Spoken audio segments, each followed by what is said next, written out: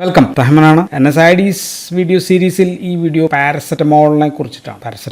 പാരസെറ്റമോളിന്റെ pharmacology പറയണം, പ്രത്യേകതകൾ പറയണം, പാരസെറ്റമോൾ പോയിസണിങ് പറയണം, അതിന്റെ ട്രീറ്റ്മെന്റ്. ഇത്രയും കാര്യങ്ങളാണ് നമുക്ക് ഈ വീഡിയോയിൽ പറയേണ്ടത്. പാരസെറ്റമോളിന്റെ അമേരിക്കയിലെ പേരാണ് ആസെറ്റാമിനോഫെൻ എന്നാണ് അമേരിക്കയിലെ പേര്. USAN പേരാണത്. നമ്മളൊക്കെ പാരസെറ്റമോൾ എന്നാണ് വിളിക്കുക. ദെൻ അസെറ്റാമിനോഫിനോൾ ആണ് chemically and most commonly used OTC ഏതാണെന്ന് ചോദിച്ചാൽ ലോകത്തിലെ നമ്പർ 1 OTC മരുന്ന് പാരസെറ്റമോൾ തന്നെയാണ്. 1852 ചാൾസ് ഫ്രെഡറിക് ഗഹാർട്ട്, 52ലാണ് 852ലാണ്. ദെൻ 78 ഹോർമാൻ നോർത്തോപ്പ് മോർസ് എന്ന് പറയുന്ന 2 സയന്റിസ്റ്റുകൾ സെപ്പറേറ്റ് ആയിട്ട് കണ്ടെത്തിയ മരുന്നാണ് പാരസെറ്റമോൾ. PCT നമ്മൾ എഴുതും, ഓർ PCM, ഇതൊക്കെയാണ് നമ്മുടെ ഷോർട്ട് ഫോംസ്. ആൻഡ് അന്ന് ആസ്പിരിൻ ഉണ്ട്, ദെൻ ഫിനാസിറ്റിൻ ഉണ്ട്. ഇവയൊക്കെയാണ് പ്രധാനപ്പെട്ട മരുന്നുകൾ, വേദന, പനി ഒക്കെ. ഫിനാസിറ്റിൻ പിന്നീട് നിരോധിക്കപ്പെട്ടു, നമുക്കറിയാം. ദെൻ ശരീരത്തിൽ ഫിനാസിറ്റിൻ എന്ന് പറയുന്ന മരുന്ന്, ഫിനാസിറ്റിൻ ഈ ഗ്രൂപ്പിലെ ഒരു മരുന്നാണ്, പാരസെറ്റമോൾ ഗ്രൂപ്പിൽ വരുന്നത്. ആൻഡ് പിന്നീട് അത് പാരസെറ്റമോൾ ആയിട്ട് മാറിയിട്ടാണ് പ്രവർത്തിക്കുന്നത് നമ്മൾ കണ്ടെത്തി. പിന്നീട് 1950കളായപ്പോഴത്തേക്കും ട്രൈജസിക് എന്ന് പറയുന്ന ഒരു മരുന്ന് വന്നു. 53 പാനഡോൾ വന്നു. പിന്നീട് നമ്മൾക്ക് ചരിത്രമാണ്, നമുക്കറിയാം. 70കളോടുകൂടി പാരസെറ്റമോൾ മരുന്നുകളിലെ നമ്പർ 1 തന്നെയാണ് ഇപ്പോഴും അപ്പോഴും എല്ലാം. അതാണ് പാരസെറ്റമോൾ. NSAIDsലാണ് നമ്മളിത് ഡിസ്കസ് ചെയ്യുന്നത്. NSAIDs എന്ന് വെച്ചാൽ non steroidal analgesic anti inflammatory മരുന്നാണ്. പക്ഷേ PCT നമ്മൾ പ്രധാനമായിട്ടും ആന്റിപൈററ്റിക് ആണ്. ആന്റിപൈററ്റിക് ആയിട്ട് നമ്മൾ പറയുന്നുണ്ട്. ദെൻ ഓൾസോ അനാൾജസിക് ആക്ഷൻ ഉണ്ട്. എന്താണ് അപ്പൊ ഇല്ലാത്തത് എന്ന് ചോദിച്ചു കഴിഞ്ഞാൽ, ഇല്ലാത്തത് ആന്റി ഇൻഫ്ലമേറ്ററി. ആൻഡ് ഈ ഗ്രൂപ്പിലെ മറ്റു മരുന്നുകൾ ഫിനാസിറ്റിൻ നമ്മൾ പറഞ്ഞു. ദെൻ മെറ്റാമിസോൾ എന്ന് പറയുന്ന മരുന്ന് പറയാം. ദെൻ നെഫോപാം എന്ന് പറയുന്ന മരുന്നും ആന്റിപൈററ്റിക്, അങ്ങനെയൊക്കെയുള്ള വേദനയ്ക്കെതിരെ ഉപയോഗിക്കുന്ന മരുന്നാണ്. പാരസെറ്റമോൾ പ്രധാനമായിട്ടും ഒരു അനാൾജസിക് ആണ്. അനാൾജസിക് എന്ന് പറഞ്ഞു കഴിഞ്ഞാൽ വേദന കുറയ്ക്കുന്ന മരുന്നാണ് അനാൾജസിക് എന്ന് പറയുന്നത്. നമ്മൾ വീക്കം, ഇൻഫ്ലമേഷൻ ഒക്കെ പഠിക്കുമ്പോൾ നമ്മൾ പഠിക്കുന്ന അവയുടെ ലക്ഷണങ്ങളിൽ ഒന്നാണ് ഡോളർ എന്ന് പറയാം. ഡോളർ എന്ന് പറഞ്ഞു കഴിഞ്ഞാൽ പെയിൻ ആണ്, വേദന. ഇത് കുറയ്ക്കും. അതുകൊണ്ടാണ് ഈ മരുന്നിന് ഡോളോ 650 അല്ലെ, ഒരു പ്രധാനപ്പെട്ട പേരാണ്. മൈക്രോ ലാബിന്റെ പാരസെറ്റമോളിന്റെ പേരാണ് ഡോളോ 650. വേറൊരു പേരുണ്ട്, ഫെപാനിൽ എന്നാണ് അതിന്റെ പേര്. ഫെപാനിൽ FE ഫോർ ഫീവർ ആണ്, പനിയാണ്. നിൽ മീൻസ് ഇല്ല, കുറയ്ക്കുന്നു എന്നർത്ഥമാണ്. പനി ഓർ ഫീവർ കുറയ്ക്കും എന്നുള്ള പ്രത്യേകതയുണ്ട്. രണ്ടാമത്തെ ആക്ഷൻ ഫീവർ കുറയ്ക്കുക എന്നുള്ളതാണ്. സെൻട്രൽ ആയിട്ടുള്ള അനാൾജസിക് ആക്ഷൻ ഉണ്ട്. ഗുഡ് ആൻഡ് പ്രോംപ്റ്റ് ആയിട്ട് ഫീവർ ഓർ ആന്റിപൈററ്റിക് എഫക്റ്റും ഉണ്ട്. പക്ഷെ മരുന്ന് നമ്മുടെ ഐബുപ്രോഫൻ, ഡൈക്ലോഫെനാക് അങ്ങനെയൊക്കെ പോലെ വീക്കത്തിനെതിരെ ആക്ഷൻ ഇല്ല. It is weak or it has negligible anti inflammatory effect വളരെ കുറവാണുള്ളത്. അപ്പൊ ഇൻഫ്ലമേഷൻ കുറയ്ക്കണമെന്നുണ്ടെങ്കിൽ നമ്മൾ എന്ത് ചെയ്യണം? പാരസെറ്റമോളിനൊപ്പം ബ്രൂഫനോ അങ്ങനെയൊക്കെയുള്ള മരുന്നുകൾ കൂടെ ചേർക്കേണ്ടി വരും. ടെമ്പറേച്ചർ കുറയ്ക്കുന്ന കാര്യത്തിലും മറ്റു പല NSAIDsനേക്കാൾ പിറകിലാണ് സത്യത്തിൽ പാരസെറ്റമോളിനേക്കാൾ പ്രവർത്തിക്കുന്ന മറ്റും പല മരുന്നുകളുണ്ട്. പക്ഷെ അവ സ്ഥിരം കൊടുക്കാൻ പറ്റില്ല. അപ്പൊ ഇവിടെ ഗുണം ഈസ് ദ സേഫ്റ്റി ആണ്. സേഫ്റ്റിയുടെ കാര്യത്തിലാണ് ഇവൻ പ്രധാനം. സേഫ്റ്റി എന്ന കാര്യത്തിൽ പാരസെറ്റമോൾ എല്ലാത്തിലും ടോപ്പാണ്. എന്തൊക്കെയാണ് സേഫ്റ്റി? NSAIDsന്റെ പോലെ ഗ്യാസ്ട്രിക് ഇറിറ്റേഷൻ ഉണ്ടോ? No gastric irritation. വയറ്റിൽ ഇത് കഴിച്ചു കഴിഞ്ഞാൽ ഇറിറ്റേഷൻ അല്ലെങ്കിൽ നമ്മുടെ അൾസർ അങ്ങനെയൊക്കെയുള്ള പ്രോസ്റ്റഗ്ലാൻഡിൻ ഇൻഹിബിഷണറി ആക്ഷൻ ഒന്നും അവിടെ ഇല്ല. അപ്പൊ സുഖമാണ്. ദെൻ ആസ്പിരിൻ പോലെ പ്ലേറ്റ്ലെറ്റിൽ ഇടപെട്ട് രക്തം കട്ടപിടിപ്പിക്കുന്ന ആക്ഷൻ ഉണ്ടോ? ഇല്ല. No anti platelet action. Uricosuric action ഉണ്ടോ? ഇല്ല. യൂറിക്കോസൂറിക് ആയിട്ട് നമ്മൾ ഗൗട്ടിലൊന്നും ഉപയോഗിക്കുന്നില്ല, അല്ലാതെ വേദനയ്ക്ക് ഉപയോഗിക്കാം. ദെൻ കാർഡിയോ വാസ്കുലർ സിസ്റ്റത്തിൽ എന്തെങ്കിലും ആക്ഷൻ ഉണ്ടോ? ഒരു ആക്ഷനും ഇല്ല. ആസിഡ് ബേസ് ബാലൻസിൽ അതിൽ ഇംബാലൻസ് ഉണ്ടാക്കുന്നുണ്ടോ? ഇടപെടുന്നേ ഇല്ല. റെസ്പിറേഷനെ സ്റ്റിമുലേറ്റ് ചെയ്യുന്നുണ്ടോ? റെസ്പിറേഷനെ സ്റ്റിമുലേറ്റ് ചെയ്യുന്നില്ല. ദെൻ കുട്ടികളിലൊക്കെ ആസ്പിരിനെ കൊടുത്ത റേസ് സിൻഡ്രോം വരാമല്ലോ. റേസ് സിൻഡ്രോം ഇപ്പോൾ വൈറൽ ഫീവറിലൊന്നും കൊടുക്കാൻ പറ്റില്ലായിരുന്നു. പക്ഷെ ഇതിന് അങ്ങനെയുള്ള പ്രശ്നമുണ്ടോ? ഇല്ല. മറ്റു മരുന്നുകൾ മൂലമുള്ള ഡ്രഗ് ഇന്ററാക്ഷൻസ് പേടിക്കേണ്ട ആവശ്യമുണ്ടോ? ഒരു പ്രശ്നമില്ല. എല്ലാത്തരം മരുന്നുകൾക്കൊപ്പം മിക്കവാറും കൊടുക്കാൻ പറ്റും. ദെൻ പേടിക്കേണ്ട അലർജി, ഹൈപ്പർ സെൻസിറ്റിവിറ്റി പ്രശ്നങ്ങളുണ്ടോ? സാധ്യതകൾ അപൂർവമാണ്, വളരെ കുറവാണ്. അലർജി ഉണ്ടോയെന്ന് വെച്ചാൽ ചില ആൾക്കാർക്ക് അലർജി ഉണ്ട്, അങ്ങനെയുള്ള ആൾക്കാർ കഴിക്കാൻ പാടില്ല. അല്ലാതെ വളരെയധികം കുറവാണ്. മറ്റ് പ്രവർത്തനങ്ങളൊന്നുമില്ല. സാധാരണ കഴിക്കുന്ന അളവുകളിൽ വേദന കുറയും, പനി കുറയും. ഇതാണ് ഇതിന്റെ പ്രധാനപ്പെട്ട ആക്ഷൻസ്. അപ്പോൾ ഇവിടെ മെക്കാനിസം ഓഫ് ആക്ഷൻ നമ്മൾ പറഞ്ഞു കഴിഞ്ഞാൽ, ഇതൊരു NSAIDsലാണ് നമ്മൾ ഡിസ്കസ് ചെയ്യുക. ഇറ്റ്സ് എ കോക്സ് ഇൻഹിബിറ്റർ തന്നെയാണ്. കോക്സ് സൈക്ലോഓക്സിഡേസ് ഇൻഹിബിറ്റർ ആണ്. പക്ഷേ ഇൻഫ്ലമേഷൻ ഉള്ള ഭാഗങ്ങളിൽ, ഇൻഫ്ലമേഷനിലെ കോക്സിന്റെ ആക്ഷൻ നമ്മൾ പറഞ്ഞു. പെരിഫറൽ ഇൻഫ്ലമേറ്ററി ഏരിയാസിൽ ഇവിടെ കൂടുതലായിട്ട് പെറോക്സൈഡ്സ് ഉണ്ടാവുന്നുണ്ട്. പെറോക്സൈഡ്സ് ഫോർമേഷൻ കൂടുതലാണ്. അതുകൊണ്ട് ഇവിടെ പാരസെറ്റമോളിന് ആക്റ്റീവ് ആകാൻ പറ്റുന്നില്ല. അതുകൊണ്ടാണ് ഈ peripheral inflammatory actions, peripheral analgesic actions ഒക്കെ കുറവ് ഈ മരുന്ന്.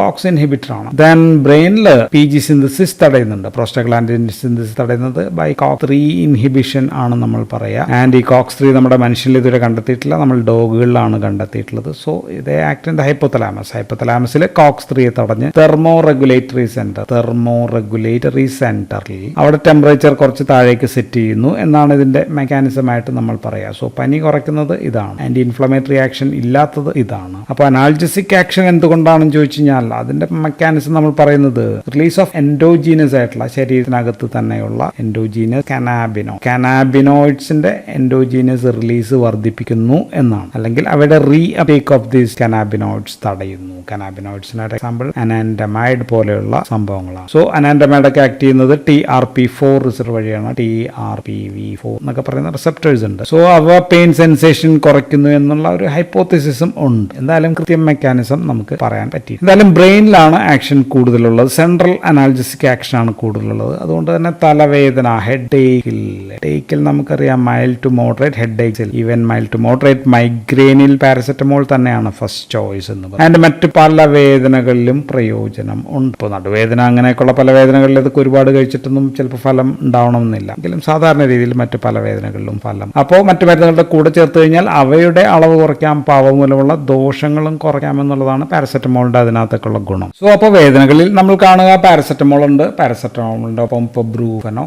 ഡൈക്ലോഫെനാക്കോ അങ്ങനെയൊക്കെയുള്ള NSAIDs എല്ലാം കോമ്പിനേഷനായിട്ട് ചേർക്കുന്നുണ്ട്. പല്ലുവേദന, വീക്കം അങ്ങനെയൊക്കെയുള്ള ഉപയോഗിക്കാം. പാരസെറ്റമോളിനൊപ്പം കൊഡീൻ പോലുള്ള അല്ലെങ്കിൽ ട്രമഡോൾ പോലെയുള്ള നാർക്കോട്ടിക് അനാൾജസിക് അവയുള്ള കൂടുതൽ വേദന സംഹാരികൾ അങ്ങനെയും ചേർത്ത് നമുക്ക് ഉപയോഗിക്കാം. ദെൻ പാരസെറ്റമോൾ പോലെ മരുന്നിനൊപ്പം ക്ലോറോക്സിസോൺ ഒക്കെ നമ്മൾ ഉപയോഗിക്കുന്നത് മസിൽ റിലാക്സന്റ് എഫക്റ്റിന് വേണ്ടിയിട്ടാണ്. ഇപ്പോൾ കാല് ഉളുക്കി അങ്ങനെയൊക്കെയുള്ളപ്പോൾ നമ്മൾ ഇത് ഉപയോഗിക്കാം, അല്ലെങ്കിൽ കഠിനമായ പല്ലുവേദന പാരഫോണൊക്കെ ആയിട്ട് നമ്മൾ ഉപയോഗിക്കുന്നുണ്ട്. ദെൻ കോൾഡ്, ജലദോഷം തുടങ്ങിയവ ഉണ്ടാകുമ്പോൾ അതിനൊപ്പം നമ്മൾ പാരസെറ്റമോൾ ചേർത്ത് അപ്പോൾ തലവേദന, പനിയെ കുറയ്ക്കാനായിട്ട് ഉപയോഗിക്കാം. ദെൻ പാരസെറ്റമോളിനൊപ്പം നമ്മൾ ഡൈസൈക്ലോമിൻ ചേർത്ത് വരുന്നതാണ് സൈക്ലോപ്പാം എന്ന് പറയുന്നത്. വയറ്റിലെ കൊളുത്തിപ്പിടുത്തം അങ്ങനെയൊക്കെയുള്ള വേദനയിൽ പാരസെറ്റമോളിന്റെയും ഗുണം ഇതിന്റെയും ഗുണം തലവേദനയും വേദനയും കുറയും. പക്ഷെ കഠിനമായ വേദനയിൽ ഒറ്റയ്ക്ക് പാരസെറ്റമോൾ കൊണ്ട് മാത്രം വേദന പിടിച്ചു നിർത്താൻ പറ്റില്ല. സോ കോമ്പിനേഷൻസിലാണ് പാരസെറ്റമോൾ അധികവും ഉപയോഗിക്കുക. So kinetics, route of administration നമ്മൾ പറഞ്ഞാൽ ഓറൽ, വായിലൂടെയാണ് കൊടുക്കുക ഏറ്റവും അധികം, അല്ലെ ഗുളിക ആയിട്ട് കൊടുക്കാം, ടാബ്ലറ്റ് ആയിട്ട് കൊടുക്കാം, സസ്പെൻഷൻ ഉണ്ട്, ദെൻ സിറപ്പ് ഉണ്ട്, ദെൻ ഓൾസോ ഡ്രോപ്സ്, കുട്ടികളിലൊക്കെ കൊച്ചുകുട്ടികളിലൊക്കെ ഡ്രോപ്സ് ആയിരിക്കും നല്ലത്. ദെൻ റെക്ടൽ സപ്പോസിറ്ററീസ് ഉണ്ട്, പനിയൊക്കെ ഉണ്ടെങ്കിൽ പിള്ളേർക്ക് മലദ്വാരത്തിലൂടെ നമുക്ക് കൊടുത്തു കഴിഞ്ഞാൽ ഈസിയാണ്. ആൻഡ് മരുന്നിന്റെ പ്ലാസ്മ ഹാഫ് ലൈഫ് എന്ന് വെച്ചാൽ ഒരു 2 to 3 hours മാത്രമേ ഒക്കെ ഉള്ളൂ. സോ മരുന്ന് അപ്പോൾ നമ്മളൊരു ദിവസം 4 നേരം കൊടുക്കണം. 4 നേരം എന്ന് പറയുമ്പോൾ സാധാരണ 6 മണിക്കൂർ ഇടവിട്ടിട്ടായിരിക്കും നമ്മൾ കൊടുക്കുക. അത്യാവശ്യം 4 മണിക്കൂർ കഴിഞ്ഞാലും ഒക്കെ നമുക്ക് വേണമെങ്കിൽ കൊടുക്കാം. ദെൻ ഇഞ്ചക്ഷൻ ആയിട്ട് അവൈലബിൾ ആണെന്ന് വെച്ചാൽ it is available as injection IV, IM അങ്ങനെയൊക്കെ അവൈലബിൾ ആണ്. ആൻഡ് ഇഞ്ചക്ഷൻ IV ആയിട്ട് നമ്മുടെ 1 gram വലിയൊരു ഡോസിലുള്ളതാണ് നമ്മൾ കണ്ടിന്യൂസ് ആയിട്ടായിരിക്കും കൊടുക്കുക. ആൻഡ് ഇത് കൊടുത്തു കഴിഞ്ഞാൽ ബ്ലഡിൽ 25% ആണ് പ്ലാസ്മ പ്രോട്ടീൻ ബൗണ്ട് എന്ന് പറയുന്നത്. And it is metabolised in the ലിവറിൽ വെച്ചിട്ടാണ് മെറ്റബോളൈസ് ചെയ്യുന്നത്. ആൻഡ് യൂറിനിലൂടെ എലിമിനേറ്റ് ചെയ്യും. ആൻഡ് ഇതിന്റെ മെറ്റബോളിസത്തെ കുറിച്ച് നമുക്ക് പുറകെ ടോക്സിറ്റി പറയുമ്പോൾ നമുക്ക് പറയാം. അപ്പോൾ ഡോസ് എന്ന് പറയുന്നത് FDA പറയുന്നത് 4 gram ആണ്. 4 gram ഡെയിലി, ഒരു ദിവസം കഴിക്കാവുന്നത് പരമാവധി 4 gram വെച്ച് നിർത്തുക എന്നുള്ളതാണ്. ഇതിൽ കൂടുതൽ കഴിക്കാം, 8 gram ഒക്കെ വരെ കഴിച്ചാലും കുഴപ്പമൊന്നുമില്ലായിരിക്കും. പക്ഷേ എങ്കിലും നമ്മൾ 4 gram ഡെയിലി ആണ് കഴിക്കുക പരമാവധി. ആൻഡ് ഇത് തന്നെ നമ്മൾ പല തവണകളായിട്ട് നമ്മൾ പറഞ്ഞു, 4 തവണകളായിട്ടാണ്. ഇപ്പോൾ ഉദാഹരണത്തിന് 650 milligram ഡോളോ കഴിച്ചു കഴിഞ്ഞാൽ ദിവസം എത്ര വരും? 2600 milligram ആയാലും വരുന്നുള്ളൂ. 500 milligram കാൽപോളോ അങ്ങനെ കഴിച്ചു കഴിഞ്ഞാൽ 2 gram വരുന്നുള്ളൂ. സോ അപ്പോൾ കുറവാണ്. എങ്കിലിപ്പോ 4 gram എന്നുള്ളത് ഒരു 3 gram മതി എന്നുള്ളൊരു കൺസെപ്റ്റിലേക്കും വരുന്നുണ്ട്. എന്നാലും 4 gram തന്നെയാണ് FDA പറയാം. ദെൻ കുട്ടികളിൽ നമ്മൾ പറയാ 10 to 15 milligram per kilo per dose. ഇപ്പോൾ ഒരു നേരം ഇപ്പോൾ 10 കിലോ ഉള്ള ഒരു കുട്ടിക്ക് അപ്പോൾ നമ്മൾ 150 milligram ആണ് ഒരു ദിവസം, അല്ല ഒരു ഡോസിൽ നമ്മൾ കൊടുക്കുക. അപ്പോൾ ഒരു ദിവസം നമ്മൾ അതിന്റെ കണക്കാക്കുക തോത്. ഒരു ദിവസം എന്ന് പറയുമ്പോൾ 4 നേരമായി കഴിയുമ്പോഴത്തേക്കും 600 milligram 10 കിലോ ഉള്ള 5 വയസ്സുള്ള കുട്ടിക്കാണെങ്കിൽ അതേപോലെ നമുക്ക് ഒരു 60 milligram ഒക്കെ ആയിരിക്കും വരിക. സോ അപ്പോൾ 4 നേരമായി കഴിഞ്ഞാൽ 250 milligram ഒക്കെ ഒരു ദിവസം കഴിക്കാം. ആൻഡ് കോമ്പിനേഷൻ, ഇപ്പോൾ പാരസെറ്റമോൾ ഒരുപാട് കോമ്പിനേഷൻ വരുന്നു നമ്മൾ പറഞ്ഞു. സോ കോമ്പിനേഷനിൽ ഇപ്പോൾ പാരസെറ്റമോളിന്റെ ഒരു 500 എന്നുള്ളത് 325 ആകണം എന്ന് പറഞ്ഞിട്ട് FDA റെഗുലേഷൻസ് നിർദ്ദേശങ്ങൾ കമ്പനികൾക്ക് കൊടുത്തിട്ടുണ്ട്. കാരണം എന്ന് വെച്ചാൽ പല ഗുളികകളിൽ ആൾക്കാർ ഇതും അതും പാരസെറ്റമോൾ ഉള്ളതായിരിക്കും. ഇതൊക്കെ കൂടി കഴിച്ചിട്ട് പണി ഉണ്ടാക്കണ്ട എന്ന് വിചാരിച്ചിട്ടാണ് ഈ കോമ്പിനേഷനിൽ 325 ആക്കാനായിട്ട് പറയുക. ആൻഡ് ഗർഭിണികളിൽ മരുന്ന് സേഫ് ആണെന്ന് വെച്ചാൽ യെസ്, പ്രഗ്നൻസി സേഫ് ആണ്. പ്രഗ്നൻസിയിൽ ഒരു പ്രശ്നമില്ല, ധൈര്യമായിട്ട് കഴിക്കാം. എങ്കിലും നമ്മൾ സാധാരണ രീതിയിൽ ഫസ്റ്റ് ട്രൈമസ്റ്ററിൽ നമ്മൾ കഴിയുന്നത് മരുന്നുകളൊക്കെ ഒഴിവാക്കാറുണ്ട്. അതേപോലെ ഇതും ഒന്നും ഒഴിവാക്കാതിരിക്കും നല്ലതായിരിക്കും. തന്നെ ടേം ആ സമയത്ത് ഡെലിവറിയുടെ സമയത്തും ആവശ്യമില്ലെങ്കിൽ പനിയുണ്ടെങ്കിൽ കഴിക്കാതിരിക്കുക, അത്രേ ഉള്ളൂ. വെറുതെ പാരസെറ്റമോൾ പനി വന്നു കഴിക്കുന്നതിന് വേറെ പേടിയൊന്നും ഒരു ആവശ്യവും ഇല്ല, ധൈര്യമായിട്ട് കഴിക്കും. സാധാരണ നമ്മൾ പറയാൻ ഈ ദോഷഫലങ്ങളാണ് നമുക്ക് പറയേണ്ടത്. പക്ഷേ ഒരു പ്രശ്നമുള്ളത് ഇതിന് പറയാൻ അങ്ങനെ ഒരു ദോഷഫലങ്ങളൊന്നും ഇല്ല എന്നുള്ളതാണ്. നോർമൽ കഴിക്കുന്ന ഡോസിൽ സാധാരണ പറയാനായിട്ട് ദോഷഫലങ്ങളൊന്നും ഇല്ല എന്നുള്ളതാണ് ഈ മരുന്നിന്റെ ഒരു പ്രശ്നം. പക്ഷേ ചില ആളുകൾ ഈ സാധാരണ പ്രശ്നങ്ങളൊന്നും ഇല്ലാത്തതുകൊണ്ട് എന്തിനും ഏതിനും ഇതെടുത്ത് കഴിക്കുന്നു എന്നുള്ള ഒരു അവസ്ഥയുണ്ട് എന്നുള്ളതാണ് ഇതിന്റെ ഒരു ദോഷഫലം. ഇൻഅപ്രോപ്രിയേറ്റ് യൂസേജ് നടക്കുന്നുണ്ട്, അമിതമായിട്ടുള്ള യൂസേജ് നടക്കുന്നു. സോ നോർമൽ ഡോസിൽ പറയാൻ ഒരു ദോഷവും നമുക്കില്ല തൽക്കാലം. ഇനി ഉള്ളത് അലർജി ഉള്ള ആൾക്കാരിലാണ്. അലർജി ഉള്ള ആൾക്കാരിൽ ഒഴിവാക്കുക എന്നുള്ളതാണ്. ഈ മരുന്ന് വളരെ സീരിയസ് ആയിട്ടുള്ള SGS or TEN to toxic epidermal necrosis അങ്ങനെയൊക്കെയുള്ള പ്രശ്നങ്ങൾ ഉണ്ടാക്കാം. ഓക്കെ, അത് അപൂർവത്തിൽ അപൂർവമാണ്, പക്ഷെ ദാറ്റ് ഈസ് ദർ. ഇനി കരൾ രോഗമുള്ളവർ, ലിവർ ഡിസീസ് ഉള്ള ആൾക്കാർ അല്ലെങ്കിൽ ഉണ്ടായിട്ടുള്ള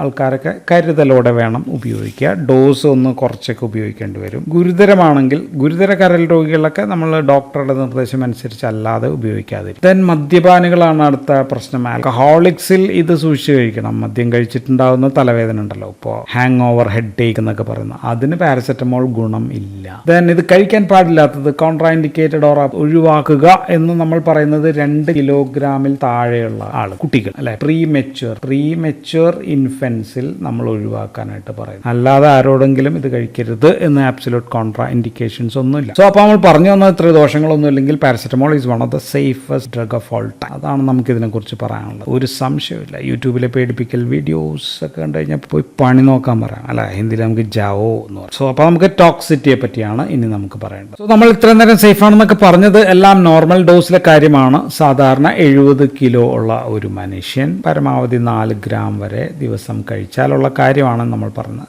3 ഗ്രാം മതി എന്നുള്ളതാണ് ഇപ്പോഴത്തെ ഒരു കൺസെപ്റ്റ്. കുട്ടികളാണെങ്കിൽ 15 milligram per kilogram per dose കഴിക്കുക. ഇങ്ങനെ 4 നേരം വരെ കഴിക്കുക, കുഴപ്പമില്ല. പക്ഷെ നമ്മൾ പറയുന്നത് ഇനി അതല്ല, we are talking about larger dose, കൂടുതൽ ഡോസ് കഴിച്ചാൽ എന്നുള്ള കാര്യം. സോ ഇത് എവിടെയാണ് സംഭവിക്കുക? ഒന്ന്, കുട്ടികളിലാണ് ഇത് ഏറ്റവും കൂടുതൽ സംഭവിക്കുക. ഇൻഫൻസ് ആൻഡ് ചിൽഡ്രൻ, അവർ കുപ്പിയിരുന്നത് സാധനം എടുത്ത് വെച്ച് കുടിക്കുകയാണ്. അബദ്ധത്തിൽ സംഭവിക്കുന്ന സംഭവമാണ്. രണ്ടാമത്തത് മരിക്കാൻ വേണ്ടി അല്ലെങ്കിൽ എന്തെങ്കിലുമൊക്കെ വേണ്ടി ഇത് അമിതമായിട്ട് കഴിക്കുന്ന ആൾക്കാർ. സോ ലാർജ് ഡോസ് കഴിക്കുന്ന ആൾക്കാരാണ്. മരിക്കാൻ വേണ്ടിയായിരിക്കാം, ആത്മഹത്യക്ക് വേണ്ടിയിട്ടായിരിക്കും. So we are talking about acute ടോക്സിറ്റിയെ കുറിച്ചിട്ടാണ് നമ്മൾ പറയുക, not about chronic toxicity. So chronic toxicity എന്ന് വെച്ചാൽ വളരെയധികം ഉയർന്ന ഡോസിൽ, ഉദാഹരണം 4 ഗ്രാം ദിവസം, 4 ഗ്രാമിലധികം 4 വർഷം തുടർച്ചയായിട്ട് കഴിച്ചിട്ടുള്ള അതിനെക്കുറിച്ചുള്ള പഠനങ്ങളൊക്കെ പോകുന്നുണ്ട്. അപ്പോൾ അതങ്ങനെ കഴിക്കേണ്ട ആൾക്കാർ എവിടെ കഴിക്കുക? ക്യാൻസറിലൊക്കെ ചിലപ്പോൾ നേരത്തെയൊക്കെ കഴിച്ചിട്ടുണ്ടാവും. ഇന്ന് നമുക്ക് വേറെയും വേദനാ സംഹാരികളൊക്കെ ഉണ്ട്, അപ്പോൾ ഇങ്ങനെ കഴിക്കേണ്ട ആവശ്യവും ഇല്ല. സോ അപ്പോൾ അതുകൊണ്ട് നമ്മൾ ഈ ടോക്സിറ്റിയെ കുറിച്ച് നമ്മൾ ചർച്ച ചെയ്യേണ്ട ആവശ്യമില്ല, അത് നമ്മളെ സംബന്ധിച്ചിടത്തോളം പ്രസക്തമല്ല.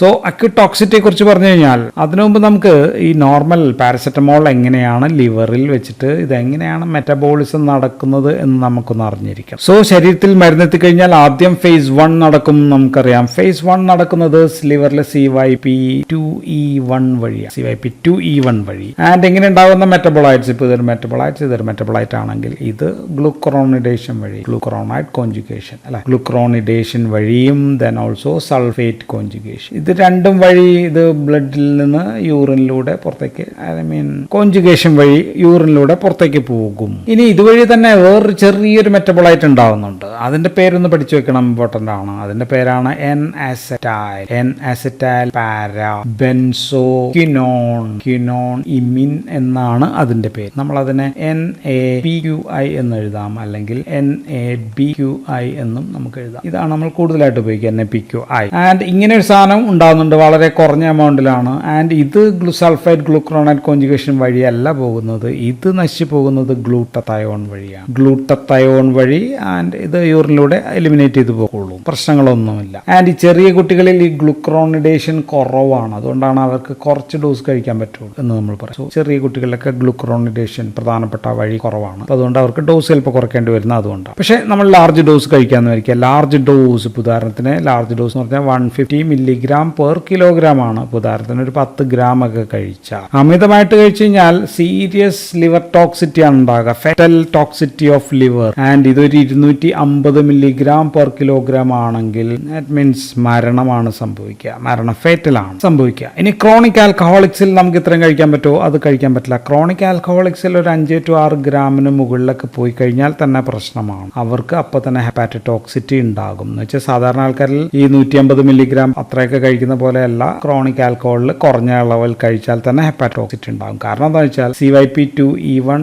ഈസ് ഇൻഡ്യൂസ്ഡ് ആണ് അവരിൽ, because alcohol can induce CYP2E1. So അപ്പോൾ അതുകൊണ്ട് എന്തുണ്ടാവും, കൂടുതലായിട്ട് ഈ N-അസറ്റൈൽ പാരാബെൻസോക്വിനോൺ ഉണ്ടാവും. ഈ സാധനം കുറവായിരിക്കും. സോ വളരെ ഉയർന്ന എമൗണ്ടിൽ പാരസെറ്റമോൾ കഴിച്ചു കഴിഞ്ഞാൽ എന്താണ് സംഭവിക്കാന്ന് വെച്ചാൽ നോർമൽ ഗ്ലൂക്കറോണൈഡേഷൻ, ഇതും നോർമൽ സൾഫേഷനും അല്ലെ, അതിനൊക്കെ ഒരു ലിമിറ്റ് ഉണ്ട്. അതിന് സാച്ചുറേറ്റഡ് ആകും, ദാറ്റ് വിൽ ബിക്കം സാച്ചുറേറ്റഡ്. ഇപ്പോൾ ഒരുപാട് PCT ആണ് ഇവിടെ വന്നിരിക്കുന്നത്. ലിവറിന് അത്രയും കപ്പാസിറ്റി ഒന്നും ഇല്ല, സാച്ചുറേറ്റഡ് ആയി. സോ അപ്പോൾ പിന്നീട് എന്ത് ചെയ്യും, മൈനർ മെറ്റബോളൈറ്റ് ആയിട്ടുള്ള N-അസറ്റൈൽ പാരാബെൻസോക്വിനോൺ ഇമീൻ ഓർ NAPQI ഇത് കൂടുതലായിട്ടുണ്ടാകും. ആൻഡ് ദിസ് ഇങ്ങനെ കൂടുതൽ ഉണ്ടാകുന്ന ഇതാണ് ലിവർ ടോക്സിറ്റി ഉണ്ടാകും. സോ മരുന്ന് കഴിച്ച് ആദ്യത്തെ 12 മണിക്കൂറിനകം 12 മണിക്കൂറിനകം ഉണ്ടാകുന്നത് നൗസിയ, ഛർദിൽ, ഒക്കാനം, വൊമിറ്റിംഗ്, ഛർദിലാണ്. ദെൻ അബ്ഡോമിനൽ പെയിൻ ഉണ്ടാക്കാം ആൻഡ് ഓൾസോ ലിവർ ടെൻഡർനെസ്, ഇങ്ങനെയുള്ള പ്രശ്നങ്ങൾ ഉണ്ടാകും. ഒരു 12 to 48 മണിക്കൂർ ഈ സമയത്താണ് ഹെപ്പാറ്റോടോക്സിറ്റി ഉണ്ടാക്കുക. ഹെപ്പാറ്റോടോക്സിറ്റി ആണ് പ്രധാനം. സോ കരളിനാണ് പാരസെറ്റമോൾ പ്രശ്നം ഉണ്ടാകുക. Then also in the kidney also വൃക്കയിലും തകരാറുണ്ടാക്കാം. ദെൻ ഹൈപ്പോഗ്ലൈസീമിയ ഉണ്ടാക്കാം, blood sugar level, hypoglycaemia, blood sugar level താഴെ. സോ ഈ ഹെപ്പാറ്റോടോക്സിറ്റി എങ്ങനത്തെയുള്ള ഹെപ്പാറ്റോടോക്സിറ്റി ആണ് നമ്മൾ അറിഞ്ഞിരിക്കണം. സോ ഇത് സെൻട്രൽ വെയിൻ ആണെന്ന് വിചാരിക്കുക,